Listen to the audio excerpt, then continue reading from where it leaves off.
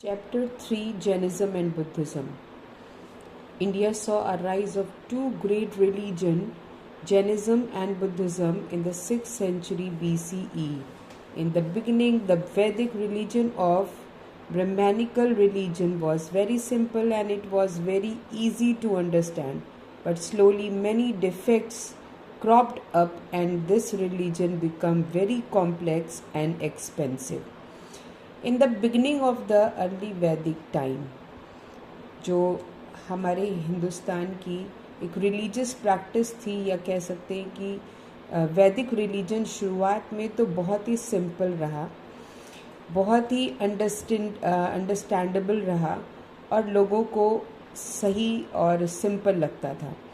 But फिर धीरे धीरे लेटर वैदिक पीरियड तक आते आते ये जो वैदिक कल्चर था वो बहुत ही एक्सपेंसिव हो गया और बहुत ही ऑर्थोडॉक्स, या कह सकते हैं कि बहुत ही ज़्यादा कॉम्प्लेक्स वाला हो गया, जिससे कि लोग बहुत ही तंग आ चुके थे. रिचुअल्स इतने महंगे थे और यजनास या जो भी सेक्रीफाइसेस थे वो इतने एक्सपेंसिव थे कि आम इंसान उसको परफॉर्म नहीं कर पाता था. उसके लिए एक वक्त की रोटी या 2 वक्त की रोटी कमाना ही मुश्किल होता था. इतने मुश्किलों भरे और इतने एक्सपेंसिव यजनास करने की उसमें हिम्मत नहीं होती थी. तो ये ब्राह्मणिकल्स जो ब्राह्मण्स थे, ये उनको सोसाइटी में तरह तरह की बातों से या नेचुरल डिज़ास्टर से डराते थे, जिससे लोग बहुत ही परेशान हो चुके थे. तो in the 6th century BCE, common people began to yearn for a simple and understandable religion. यानी अब लोग इतना ज़्यादा त्रस्त हो चुके थे कि 6th century BC में कॉमन लोग जो थे, कॉमन पीपल्स थे, वो चाहते थे कि कोई ऐसा रिलीजन आए जो बहुत ही सिंपल और अंडरस्टैंडेबल हो. So dissatisfaction with the Brahmanical rituals as well as other factors such as social, political and economic condition played significant role in the rise of the new sects of Jainism and Buddhism.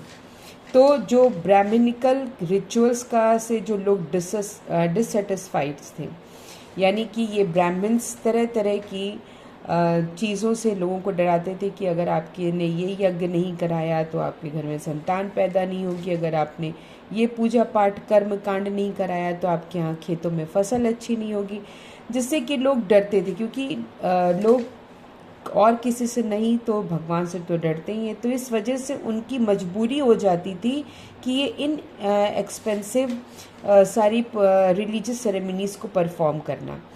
तो ये Brahminical का जो एक status था वो बहुत ही ज़्यादा flourish हो गया था सोसाइटी में भी, पॉलिटिकल में भी और इकोनॉमिक कंडीशन भी. इतनी ज़्यादा इन लोग की मतलब इतना ज़्यादा इंटरफेरेंस होने लगा इन लोगों का कि लोग तंग आ चुके थे. और यही सबसे बड़ी कंडीशन थी कि 2 न्यू सेक्ट्स का जन्म हुआ, जिसका नाम जैनिज़्म और बुद्धिज़्म था. तो अब बात करते हैं कि सोर्सेस की.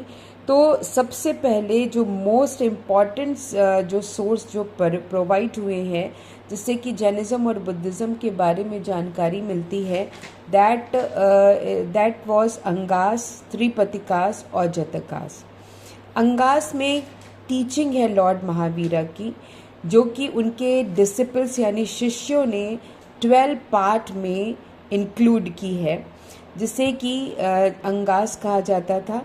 अंगास का मतलब होता है पार्ट.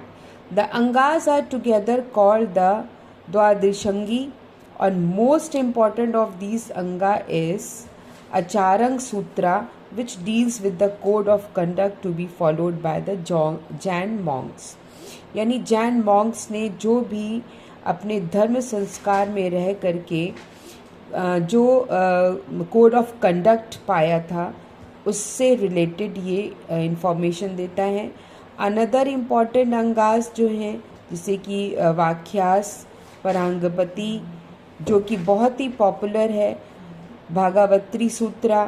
तो this text explains the Jain doctrines in the comprehensive manner and based on the 12 angas Jain scholars ने भी कंपाइल्ड किया 12 ऑक्सिलरी बुक्स को, जिनका नाम उपांगास था.